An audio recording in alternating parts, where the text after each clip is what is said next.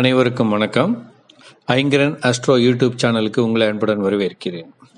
இன்றைய பதிவில் நாம் பார்க்க போவது என்னவென்றால், வீட்டில் கடன் இல்லாமல் இருக்க மறந்தும் இந்த பொருளை பிறருக்கு கொடுக்காதீர்கள்.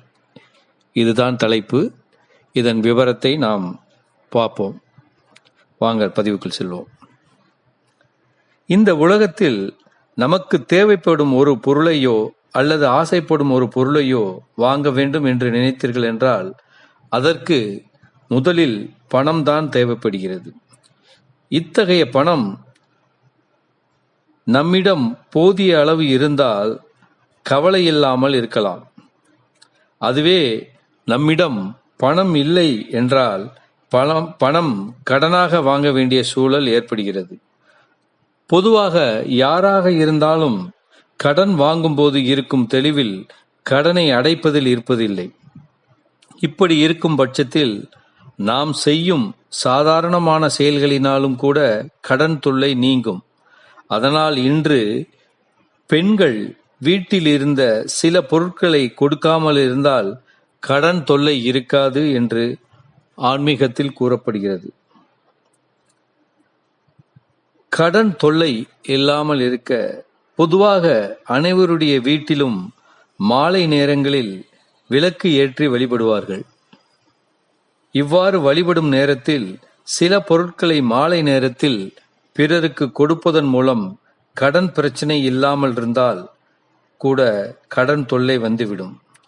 கடன் இல்லாமல் இருப்பவர்களுக்கு கூட இந்த பொருட்களை மாலை நேரத்தில் பிறருக்கு கொடுப்பதன் மூலம் கடன் தொல்லைகள் வந்துவிடும். அது என்னவென்றால், கல் உப்பு, தயிர், பால், காமாட்சி விளக்கு, வெள்ளிப் பொருட்கள், தங்கம், தண்ணீர், ஊசி.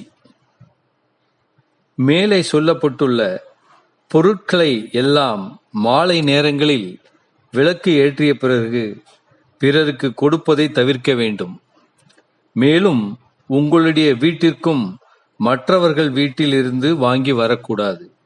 ஏனென்றால் மாலை நேரங்களில் இத்தகைய பொருட்களை கொடுப்பதனால் நமது வீட்டில் உள்ள மகாலட்சுமி அம்மையார் நமது வீட்டில் இருந்து மற்றொரு வீட்டிற்கு சென்றுவிடும். இத்தகைய நிகழ்வு ஆன்மீகத்தில் செய்வதன் மூலம் நமது வீட்டில் உள்ள செல்வம் குறைந்து கடன் பிரச்சனை வந்துவிடும் என்பது ஆன்மீகத்தில் ஒரு ஐதீகமாக உள்ளது. ஒருவேளை இத்தகைய பொருட்களை கொடுத்தாலும் கூட மாலை நேரங்கள் வெள்ளி, செவ்வாய் மற்றும் ஞாயிறு ஆகிய நாட்களில் கொடுக்கக்கூடாது. நன்றி. நமது சேனலை சப்ஸ்கிரைப் இதுவரைக்கும் பண்ணலைன்னா சப்ஸ்கிரைப் பண்ணிக்கோங்க. அப்போ தான் நம்மளுடைய ஒவ்வொரு பதிவும் உங்களை வந்து சேரும். இந்த பதிவு பிடிச்சிருந்ததுன்னா நீங்கள் உங்களுடைய உறவினர்கள், நண்பர்கள் எல்லாருக்கும் ஷேர் பண்ணுங்க. அவங்களும் இந்த தகவல் தெரிந்து பயனடையட்டும்.